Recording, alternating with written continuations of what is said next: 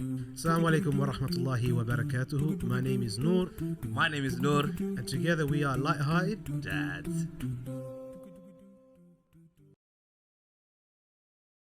So obviously our viewers can be all over the country, possibly a different part of the world. So they'll be facing discrimination in so many different forms, and they could be isolated. Yeah.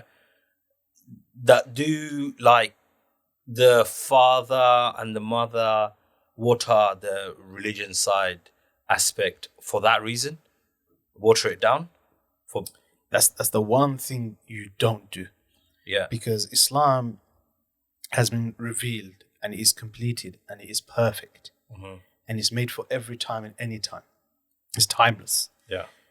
And the moment, like I said, I think it was Malcolm X who said it, that if you stand for nothing, you fall for everything. I can't remember what it was, but he's talking about he's talking about principles, that if you've got nothing that you stand for, then one by one you start letting go. Eventually, you just basically you're worthless. You're worthless, and it is very much about the principles. So we should never abandon it, especially when it comes to the wajibat, the fara'id of our deen, the incumbent things we have to do. So yes, for women, hijab is incumbent.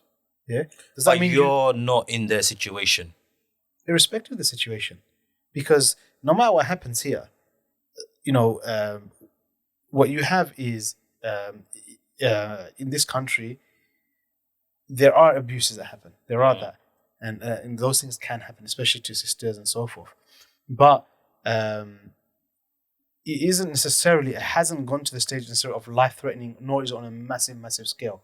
And even if it was that you were then attacked, and these are things you say, then whatever injuries you feel, there's something that you can present to Allah.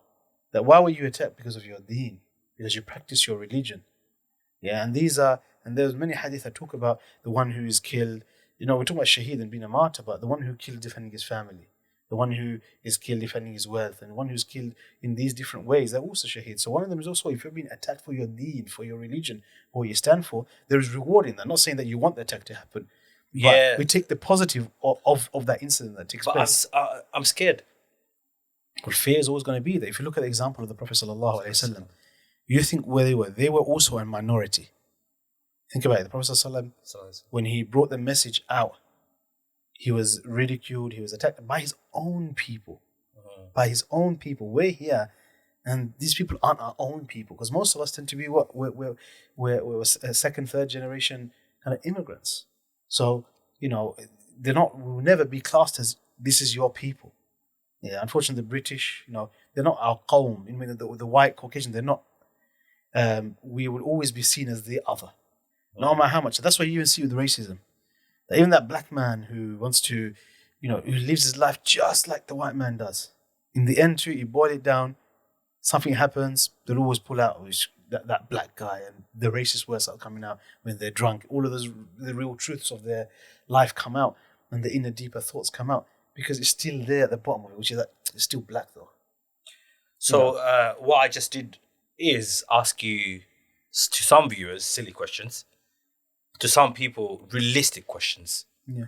And what I wanted you to bring out or speak about, you've spoken about it. So for the viewers, what I wanted for them to get is, don't be scared to be a Muslim. Don't be scared when they ask you, when the Prophet ﷺ married Aisha radiallahu anhu, or when, there's so many cases of wars and the bounties and the rulings in the Quran.